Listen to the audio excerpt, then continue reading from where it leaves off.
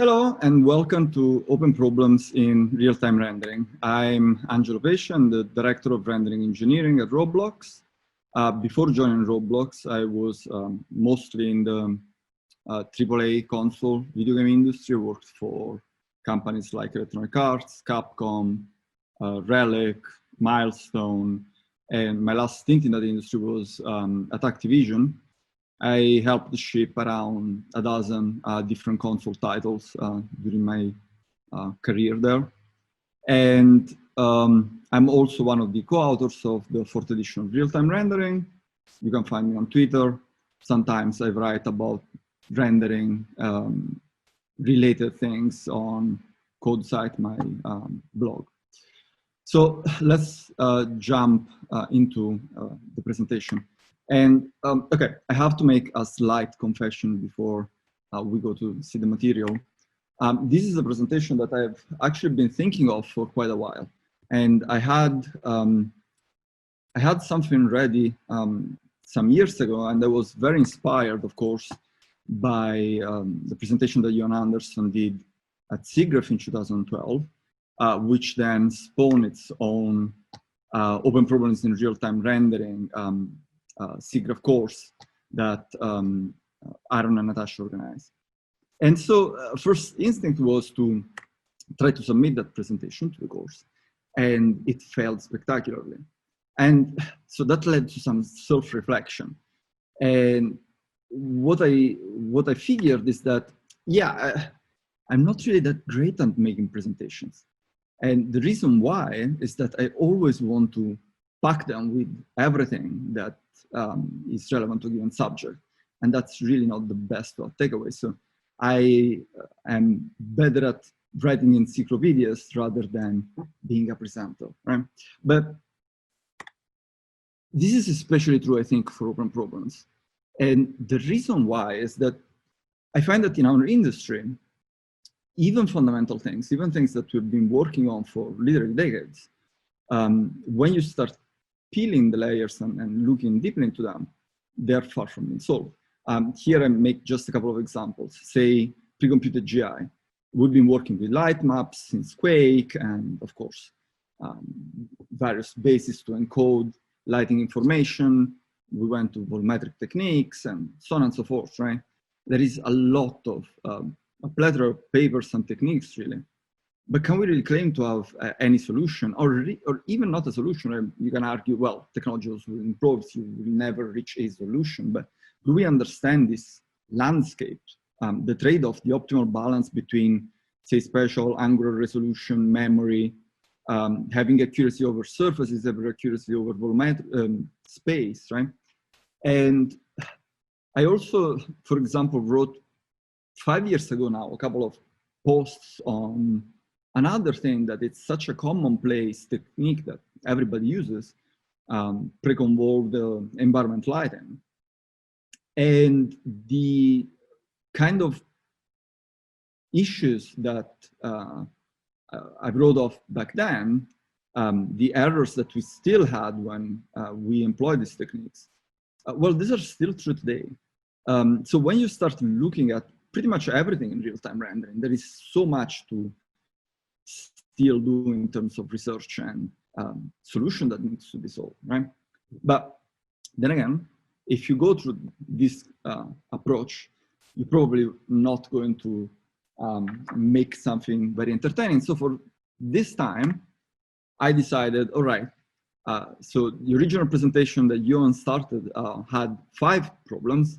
I will do one better and just focus on 2 major challenges. Spoiler alert, those will be like incredibly generic and fairly vague, so we'll still go through quite a few slides, but let's have a look. So the first challenge that I would like to talk about is what I call like seeing the whole picture. And all right, I guess we all know that physically based rendering won both movies and video games fully converted to it. And that's so amazing because now we see that both fields are pushing each other in R&D and in figuring out new parts of the physically based landscape. It took a while to convert artists to this way of thinking, but I think that now it's a fully won battle. And we also figured that PBR can really adapt to multiple art styles, a wonderful tool. What it did to us, though, is to bring some more science into rendering and have a strong theoretical background instead of a number of hacks and sliders and things that we don't really understand what they're doing. Now we have a background to know what is the ground truth, what is right, and measure what errors we have in our pipeline. So let's have a look at what goes into a modern renderer, what's in a picture, right? So we start with physics, physical-based rendering. And what is physics really? Well, they are models of reality, models that are useful to make certain predictions. And they're based on a set of assumptions, so what matters in a given context. In our context, rendering, we care about photorealism, in generating images that look to us correct, realistic. And so, all right, first thing that we have to define is what is light in our context. And well, everybody, I guess, knows what we generally operate within is a framework called geometrical optics. So in geometrical optics, light is computed in multiple frequencies that are assumed to be independent. Light travels in straight lines in homogeneous media, travels instantaneously, so we don't care about time, and it follows the path of least time, so Fermat's principle. So, okay, then we have to start like defining how we express those light frequencies. And typically we define a color space, trichromatic one, because we know we studied the visual system, we know about metamerism, right? And all right, good, we have some assumptions, we have some models already. Even just here, we are already knowing that we're making some errors. So we know that geometrical optics are a pretty good assumption. Yeah, maybe you can't model certain things like diffraction and the effects of phosphorescence, but for most images, we assume that those are not really fundamental, they're not really very important. When it comes to color spaces, though, we actually know that operating in a trichromatic color space is not correct for rendering. And we know that spectral rendering can lead even to dramatically different results. We generally just trust our artists in tuning lighting and materials and even post-processing in a way that still generates realistic pictures, even if we know that here we're making a simplification that is not entirely justified. All right, let's keep going. So now we have light, we have color. What happens when light meets a surface? Well, in geometrical optics, as we were saying, light changes direction at changes of index of refraction and gets either absorbed or scattered. If it gets scattered, it can be refracted or reflected. And then again, we assume that there is no energy exchange between wavelengths. Is this a good framework? Probably yes. As I said, there are a few effects that we know we can't model in this, but we assume that are not that relevant, even if sometimes we then hack them back in, like for example, thin film interference. Let's say that we are hand waving already a little bit, but still goes into something that is reasonable. All right, so light hits surface. Let's say that we are at an index of refraction discontinuity. We have scattering. Where does the light go? Now we have to introduce some concept of materials and modeling those materials. And really, if we look at the physics of that light interaction, it's something incredibly complicated. There are some electrons that resonate, that get polarized. I really hope that this is not something that has to do with some quantum physics, because that would be super complicated.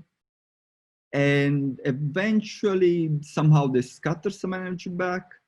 Is this waves, is this particles? There is some interference at around the atomic level. It's very complicated, but luckily for us, we operate then again into another kind of simplified model. We mostly model materials with this theory called the microfacet theory. Cook torrents, GGX, all the BRDF models that we commonly employ, right? So what is this microfacets and BRDFs? Well, for BRDFs, we take really statistics of how light bounces over some small surface patch. And this is not really an actual real surface. We assume that we can talk about a uniform material, we can apply the law of big numbers, and we can derive statistics from it, right? And then we say, well, this ideal patch of surface that we compute statistics from is made of microfacets. And those microfacets are certain distributions, and from those we can compute statistics of how light scatters. What are those microfacets made of? Well, we can say, well, we start with ideal reflectors, so only Fresnel law applies. All this is all standard theory. Everybody knows about this. Light hits, there is a reflection event. Here is how we model our specular. And not all light gets reflected. Some light gets inside the material, gets refracted, and, well, what happens there? Well, now we have essentially subsurface scattering, right? So light that penetrates into the material eventually comes back out. Who knows exactly where, how, why, what interactions happen there physically, right? It hits particles. Are we talking about microflakes? Well, I mean, we make more assumptions there, right?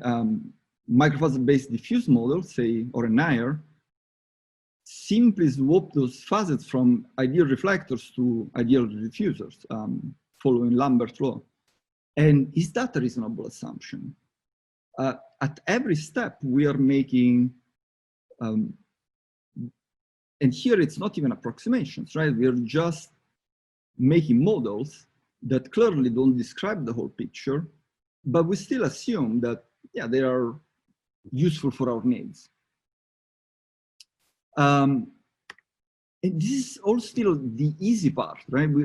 We are already having quite some hand waving, but in the end, we can validate those assumptions by looking at real world materials, scanning them, taking data with a Goner reflectometer, and comparing how predictive our models are to the data. And some people did this. In the end, somehow GGX became the standard in the industry. It does indeed fit a big variety of materials. We know it's not perfect. We know it's not even necessarily the best model. We know that we could do better fits, right?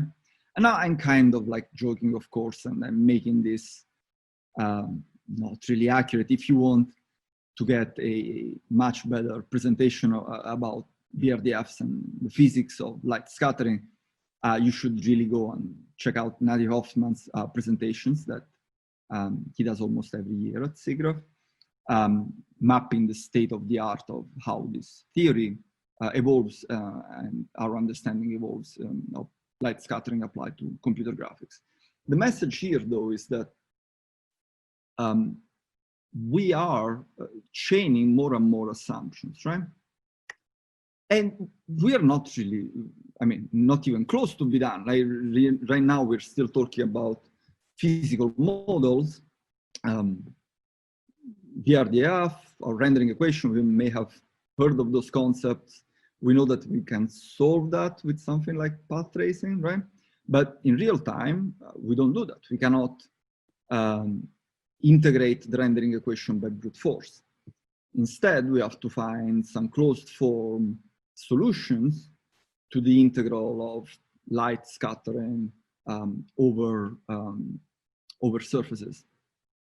And so what are those integrals? Well, we have to integrate over the light source, and we have to integrate over the projected footprint of a pixel onto a surface.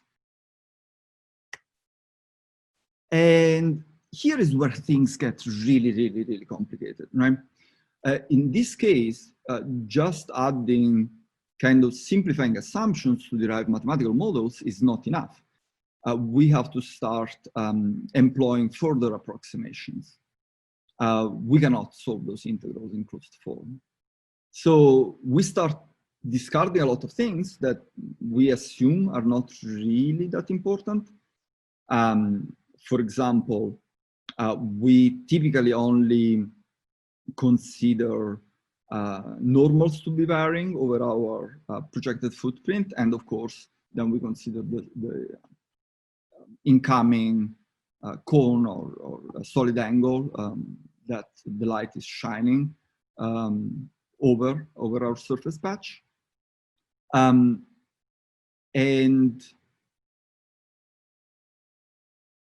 even when we model that, we make further assumptions.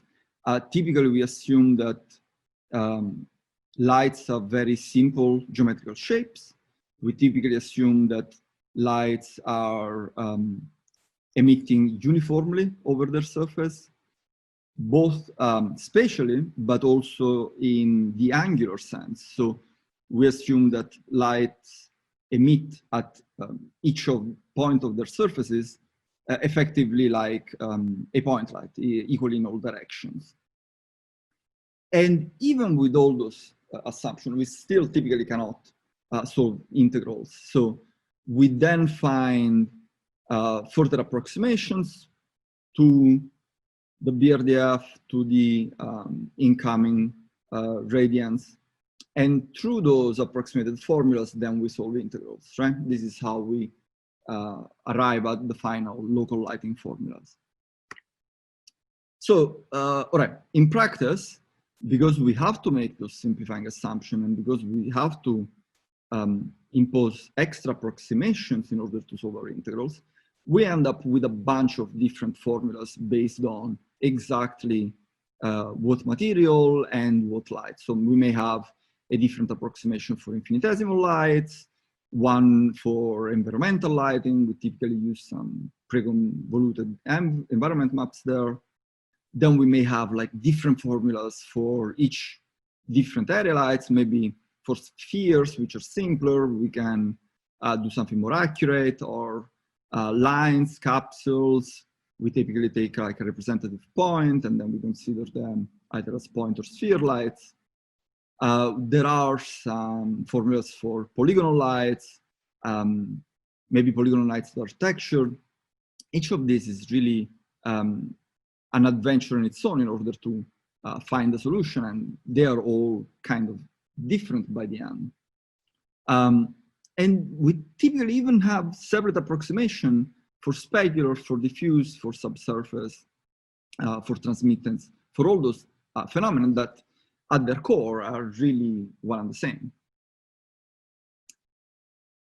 And even here, right, when we talk about all this, where we're still just getting started, this is just what goes into solving local lights. And we know that that is clearly not enough.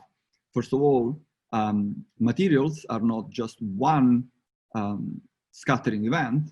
Real-world materials are typically layered. And even layers themselves are an approximation because the characteristics of each layer is clearly not uniform in real world. Even thinking of layers is in itself an assumption. And so on and so forth, right? We should consider that light as it travels from the light source to our surfaces, well, it doesn't travel typically in vacuum. It itself encounters participating media. There are more scattering happening there, and now we don't really know how to solve that, right? Like how to compute both the closed form integral for local lighting, but assuming that the light is not, say, like a perfect ideal spherical area light, but that energy went and changed shape because it underwent some other scattering events in its flight to our surface. And even beyond, right? This is still, we're talking about local lighting. We're not talking about shadows, and shadows, same, we should integrate them. We're not talking about reflection, refraction from non-light emitting surfaces, so global illumination. And this is even all this enormous pile of research, enormous pile of math, right? Is just pen and paper. It's just mathematics. It's just in the theory. If we then delve into actual implementation, algorithms, data structures, how to make things friendly to the GPU, to shaders, we see that our landscape is incredibly complicated. So, all right, you probably really know about all this, right? So what is the point of kind of making a journey through light scattering? There are presentations that do this much better. Well, my point here is really to communicate that we are piling not only a lot of assumptions, but a lot of approximation on top of those. And this so far has worked spectacularly well. It's a way to like divide and conquer pieces of the rendering equation, if you wish.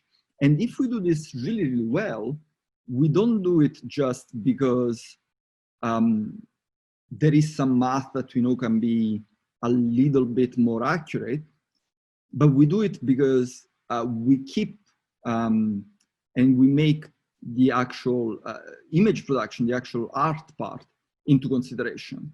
So sometimes we try to achieve a given result, it doesn't really work, it doesn't yield what we want to simulate, and we can start from that kind of inkling to go to our theory, our math, and find if we made any mistakes or things that we can improve there. So we have been doing this for a while, this kind of art-directed push for finding better pieces of math here and there. But I wonder if like this is really sustainable for the future. And one of the key promises of PBR was to operate with a smaller parameter space. And it was that a tool to make it easier for us to understand what is wrong and where the errors in our pipelines are. Before PBR, we worked entirely phenomenologically, where, I don't know, some highlights looked too desaturated, and we just added a slider that changed saturation for that effect. Purely adding hacks without really having a theoretical understanding of why we were doing that, just chasing a better image. It turns out, I think, that we took that beautiful idea of using physics and helping reduce the parameter space and gradually added back so much complexity that ostensibly now we're sort of back to square one. Now we have so many different formulas, so many different approximations that it's really hard to understand what is the next error that we have to knock down in order to gain the next improvement in fidelity. What I would say is that we lack a holistic view. We have such a gigantic pipeline to produce image on pixels on the screen. And the entire pipeline, yes, each step is reasonable. Each step has tens or hundreds of papers behind it. But do we really understand what is that we should do next and what is the source of biggest error? So let me make just a simple example about this, right? I mentioned before, and it's a very well-known fact, that GGX is the golden standard for BRDFs. And there are very good reasons. It fits measurements well. It has a tail that artists like. There is no reason really, no strong reason to question it. Maybe there is a little bit of a reason to question it. But even if we assume that GGX was the perfect choice, in practice, we actually almost never use it because we have always to approximate in order to solve the integrals. So say state of the art, we use LTCs for area lights, and we use some really complicated hacks for environment lighting. And that kind of begs the question, does it make sense to say that we are employing GGX and then using slightly different approximation of GGX? Or should we just say, well, maybe the LTC lobes are the primitives that we should use directly in our BRDFs. Or maybe we can use something even simpler than LTSAs, but having more than one load. All those kind of things are becoming very complicated to understand. And in general, I don't even know if most of our errors is still on the materials. Is it because our lights are too simplified? Right? Some may remember that way back then, before all this PBR craze, there were certain engines, certain games, which had lights that had specular controls in them. So a light could affect, say, the roughness of surfaces, which is clearly wrong. It's clearly non-physical. It's clearly the right kind of way of disentangling parameters. Then we kind of learned about PBR. And one of the approximations that we made along the way for area lights was to do this roughness modification, where we approximate an area light, a spherical light, as a point light, but we change the roughness of the material in order to get a highlight that it's more similar to the highlight that should have resulted from the area light.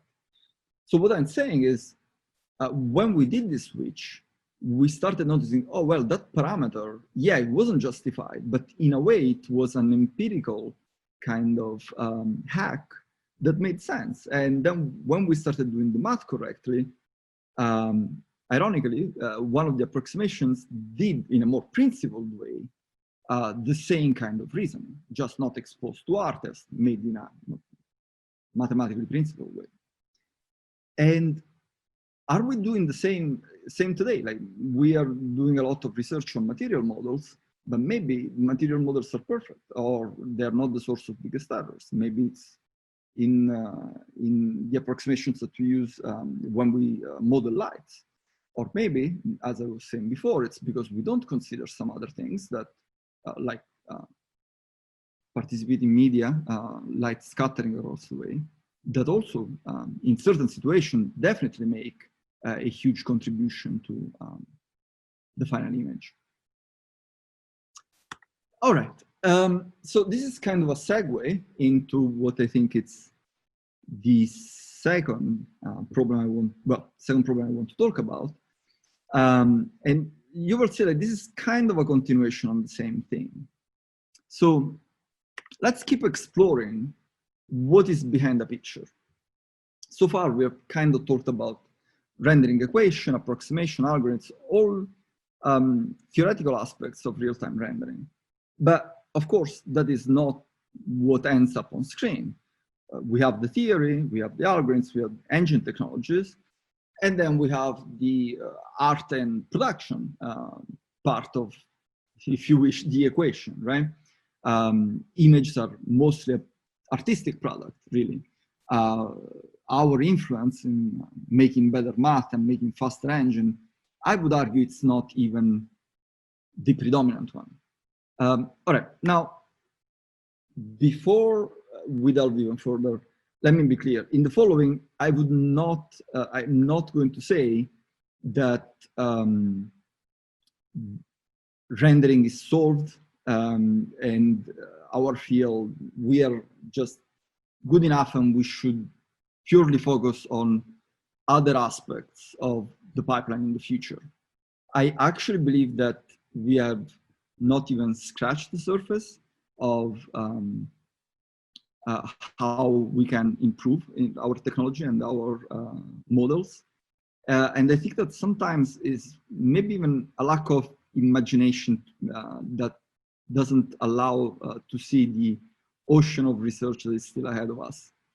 I think there is both a lot to do, obviously, in rendering, but also still a lot of value to be extracted in improvements in real-time rendering technology.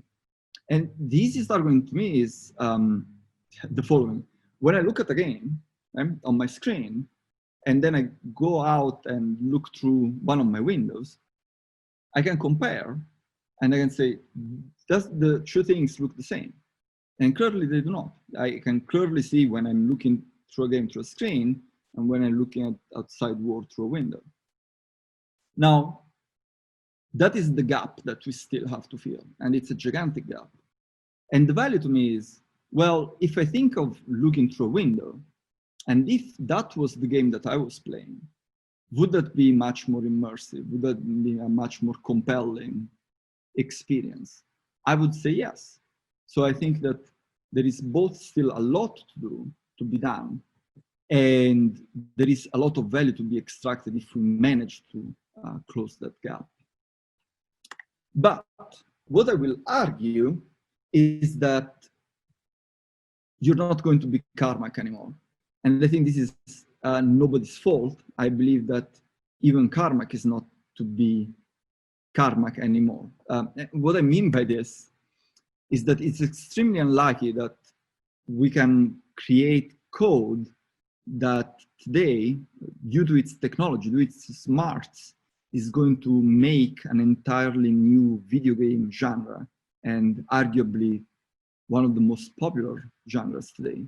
No matter how smart our code is, and no matter the fact that we are today solving ostensibly much harder problems that we were solving back then, we're simply not going to make that gigantic impact on the industry. And I think that we are way past that. For a while, we still had rendering making huge product impact as kind of back of the box, so to speak, features. So I think that Call of Duty, as in the image, is a good example. Back in the PlayStation 3 and 360 era, that was one of the few, or maybe the only 60 FPS competitive shooters. So its technology alone, well, now it wasn't creating a genre, but it was really making a something that defined a product. Nowadays, I think that is even over. I think that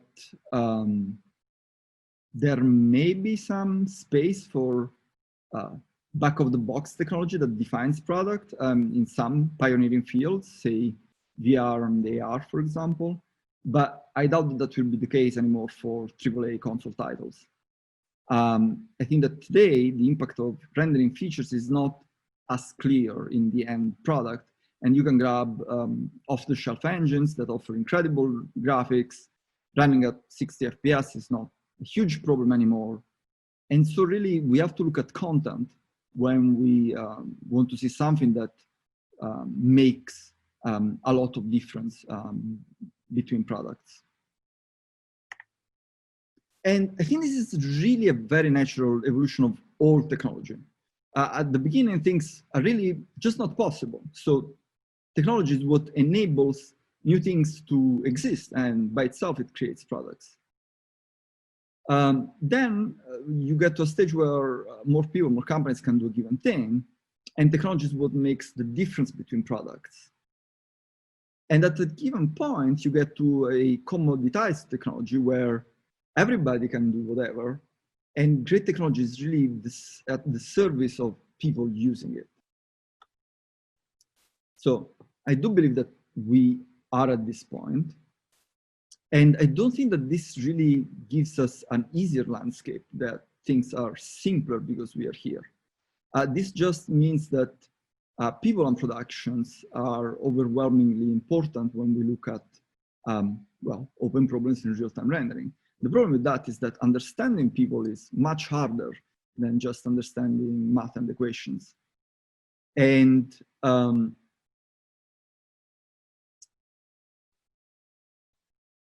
that also means that we can't really derive value in isolation on some technical merits alone. It's really tangled on the interaction that that technology has with people, in our case, artists and then users, right? But all right, even this shouldn't be surprising. We know all this, right? We have seen that the cost of creating games have been rising, and everyone is talking about the fact that we have to find new efficiencies and try to make games in smarter ways. Yet I would say we are really not doing any better. We're still trending steadily in bigger and bigger productions and mostly solving the problems with more and more manpower. So what can we do? Is this even about rendering technology? Is this like an open problem? We know that there is machine learning, there is procedural generation, all those things are tooling, none of this is rendering, right? Well, maybe, but this is not really what I want to talk about. I'd argue that our problems are deeper, and I would like to do a very short thought experiment. So, right, you may have recognized this guy, it's Jackie Chan. What was interesting to me, I was looking at one of his interviews, and he says that his style of shooting action movies requires tens, sometimes hundreds of takes. And this is really hard to do with how expensive Hollywood's productions are. So the way that he makes movies, that his crews works in much simpler ways. Each take is much cheaper, but then he derives value by just being able to do many more iterations, if you wish. And so this kind of makes you think, what would state-of-the-art technology look like if each of your iteration, right, had to be done at 1/10 of the budget? So I'm not really saying even the entire game has to be made cheaper, but what if we explored a different trade-off where you could make things that are so much simpler and maybe lose some fidelity, lose on some other axis, but give it back somewhere else. So what if we had something that it's so much simpler to iterate upon? Maybe the technology is not as great, it's not as accurate in solving that rendering equation, but gives some power back to the people behind the artistry. Would that in the end result in better images, or would it result in worse images, or would it result in different images? I find this very interesting to kind of explore. So we have this design space, and clearly we can make trade-offs. We can make trade-offs in fidelity, in the performance, in the productivity, in the expressivity, like how varied the words that we can create are, and versus scale, like how just being very hyper-specialized, but being able to create a lot of a single kind of thing. Those are, I think, the main axes of our real-time rendering design space. If we look at it kind of the largest, right? Looking at the entire production cycle. And clearly those trade-offs are not about production methodologies. Those are trade-offs that really impact our technology. They impact our formulas, they impact our approximations. And do we really explicitly explore this?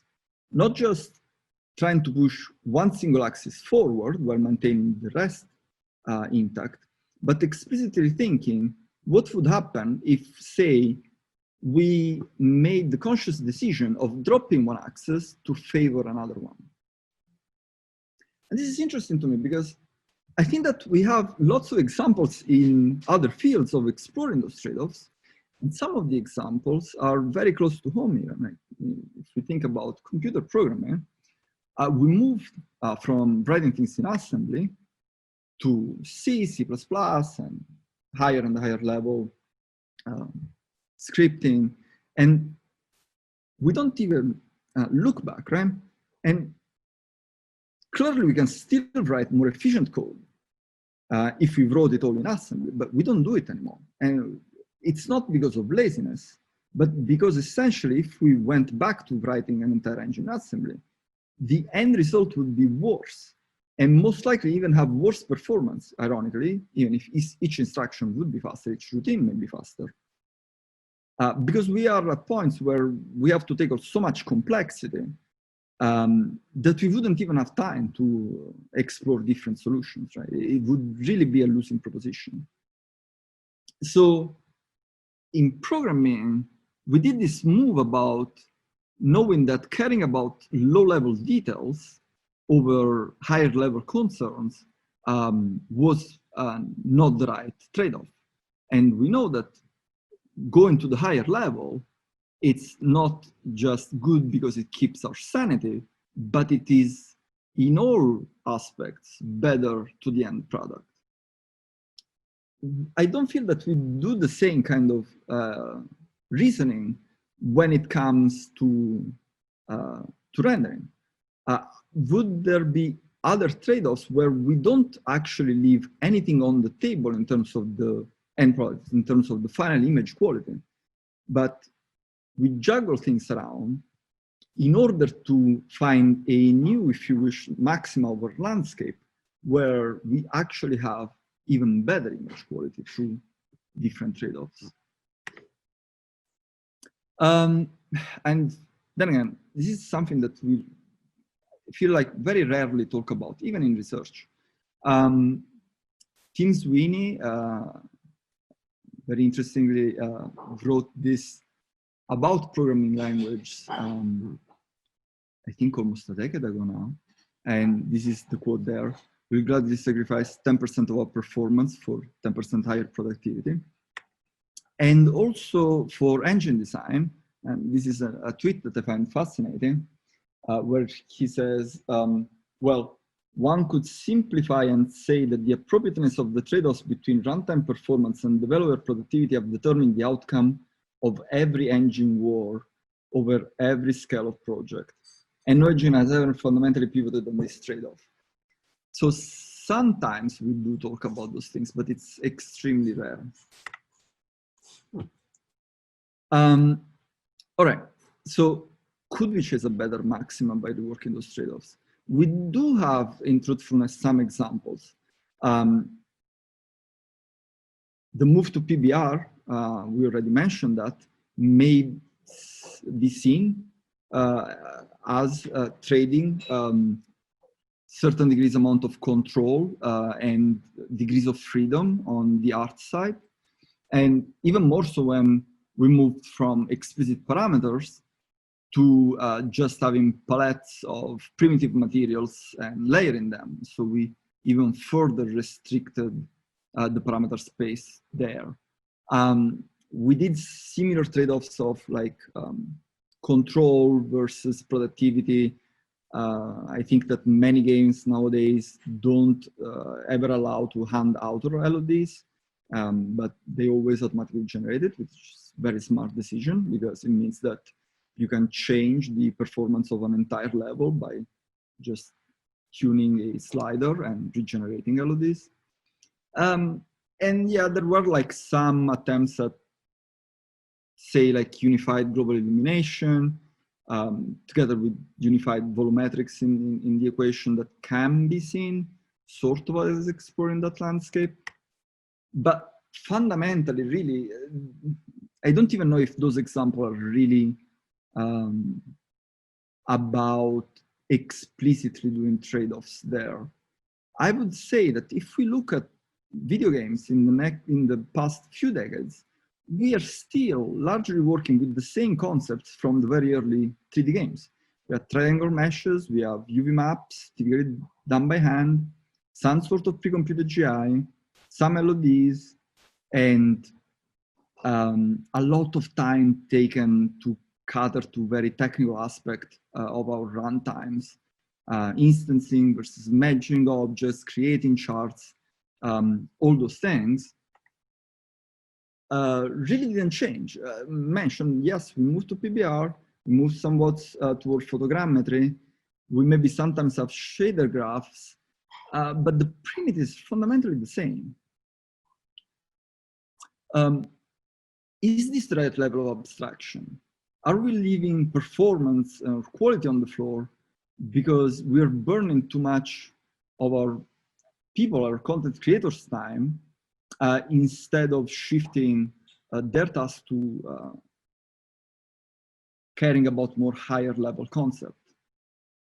Should we even sacrifice some performance or some quality to agility and yield better image through that?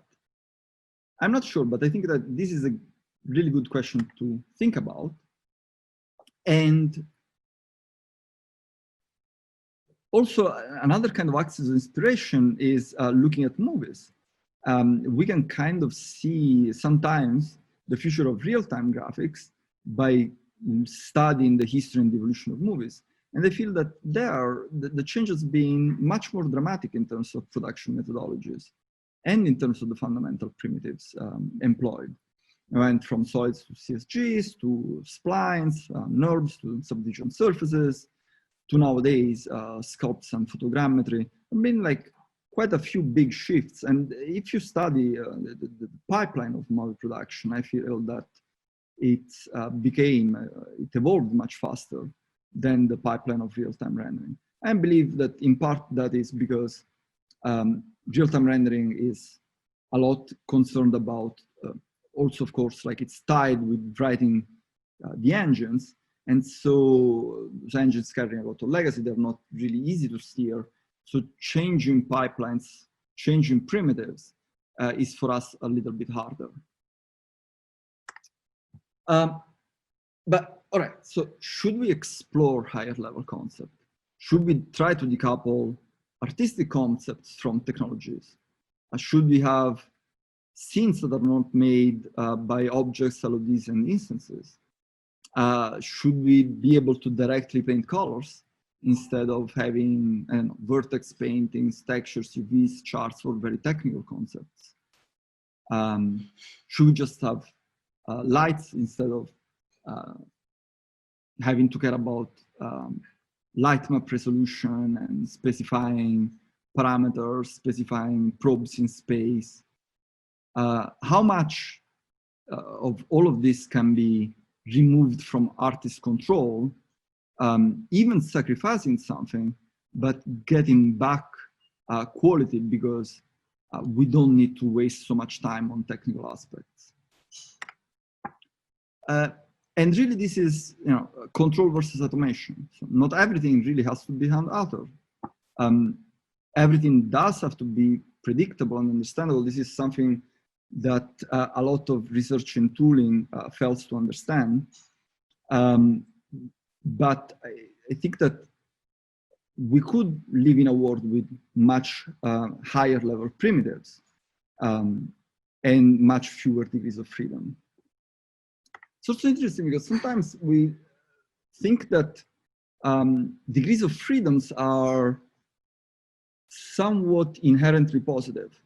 They're just more options to our content creators, while constraints don't sound like a good thing. But in practice is the opposite. Constraints really help creativity, help to focus our creativity. And it's fairly well known that we cannot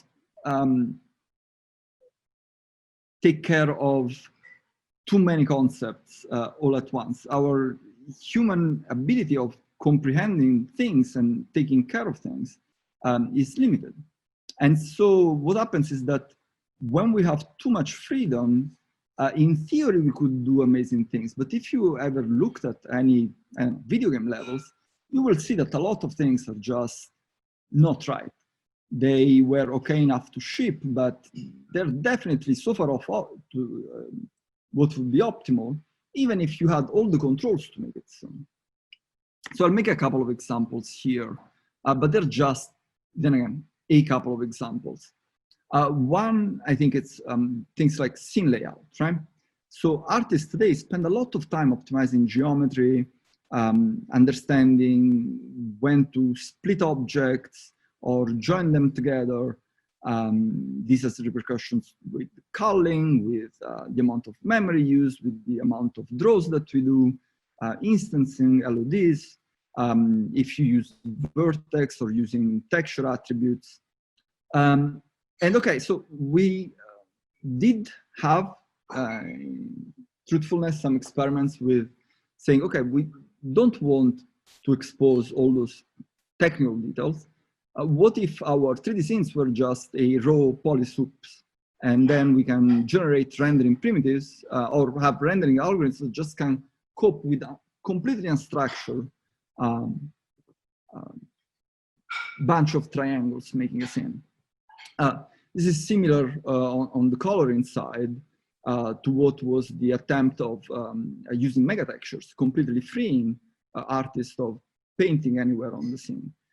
This turns out that didn't pan out so well, and in practice, games are not shipping with either of ideas. And I think this is because the solution completely lost all semantics. They went from giving artists the whole responsibilities of creating scene graphs to being entirely unstructured. And it turns out that this complete lack of structure is not serving artists either. Better solution, I know, but one thing that could be is to think about graph-to-graph transformation. So still allow artists to use objects and to create their graphs, but only as they serve their workflows and their pipelines, while behind the scenes, we don't map those artist-created graphs to what we draw and what we render in real time, but we do, if you wish, we compile those things out and we do some sort of graph-to-graph transform to go from things that are semantically useful to artists to things that are useful to machines in order to do efficient rendering. And of course, some of aspects should just completely be removed from artist control. Certain things don't make sense to even be able to hand tune anymore.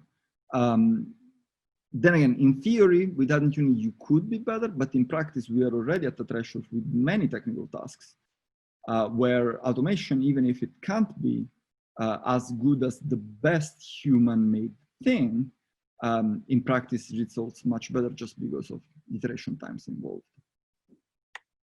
Another example, and the last one that I'll talk about, is on the programming side, and is in creating shaders. So today, if you look at a frame capture and you start to wonder about efficiency of your pipeline, your engine drawing a frame, it's really hard to even locally to devise great metrics, like what is that is performant, because GPUs are such tremendously parallel machine, and you may have, say, a shader variant, a way of compiling a shader that is wall clock time faster, but say it uses more resources. And so it doesn't allow for other waves, other parallel bunches of work to fit in together. So maybe locally, a single shader may be faster, but the entire pipeline may be slower. And it's becoming entirely impractical to find optimal schedules by hand. Not only because of those kind of problems, but because typically, when we change something, we may gain in certain scenes, we may gain in certain scenarios, and we may lose in others. So we are already even here at a point where we are entirely doing manual things. And yes, we can understand the hardware very well, and we can optimize things to the cycle. But when we look at the entire pipeline globally, we are certainly far to being optimal. There are certainly ways to jiggle things around in order to gain a lot of performance. What we do is that we start with some assumptions, we start with a baseline, we start with certain ideas of how a frame is rendered, and then we just continuously push through local improvements by hand, right? We just gradient descent from there, but exploring the problem landscape, exploring the trade-offs is becoming entirely impractical. So what if even on our side, on the programming side, we resign some control in order to gain the ability of exploring the landscape better? For example, we could leverage auto-tuning. This is something that has been very studied in numerical kernels, but we don't really do that much or at all for our problem set, for real-time rendering. We don't do it for single shaders. We don't do it for entire pipelines, entire frames. What if we could find ways of augmenting programmers? So finding, then again, kind of a middle ground where we don't remove all control, but we speed up the exploration of the landscape, where maybe there is a hybrid, where certain sections are handmade and certain things we ask to be automatically optimized or automatically generated or automatically reshuffled or automatically creating variants, not only in terms of our schedules, but maybe even variants in terms of different levels of quality, different solutions, right? Say that I'm making the next best anti-aliasing, screen space anti-aliasing technique. Well, right now that takes a lot of time, both to tune it performance-wise, but a lot of pixel peeping by incredibly experienced programmers in order to try to find something good. What if we didn't do that? What if we had a shader that had like 10 different paths that it could take and maybe 10 different parameters that we know that we can explore? Maybe even some parts that are completely black box that we want to auto-generate, maybe some things that we know how to compute gradient of. And then we allowed machine learning to explore all those permutations and all those tunings in order to find a bunch of different solutions. And maybe some solutions are better in some scenes, some solutions are better in some other scenes. Some solutions are adequate when we have a little bit more frame time. Some solutions are cheaper, but a little bit more approximate.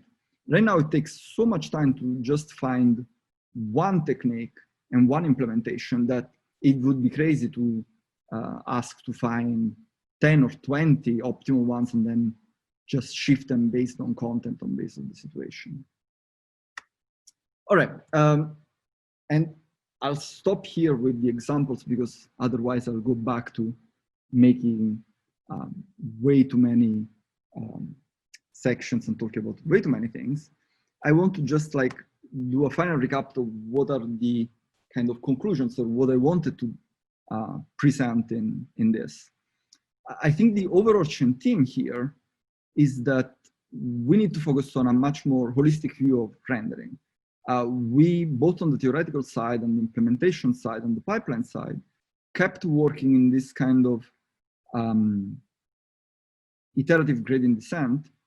And we really didn't try to shake things fundamentally and really question what we are doing and try to find completely different trade-offs that may lead to potentially much, much better place. So this goes from the theoretical aspects, what are the assumption approximations that we are doing when we put pixels on screen. And this, of course, should be evaluated perceptually. This goes to the implementation side. What are the optimal trade-offs? There's memory, performance, bandwidth, all those kind of things. And the production side of things that, as I was mentioning, I believe today is the biggest kind of contributing factor. And hopefully, maybe if we are a little bit more experimental looking at those things, we will find, if you wish, the next big leap, the next kind of PBR shift for our industry. I don't know, but I think that it's an interesting open problem. And this would be the end.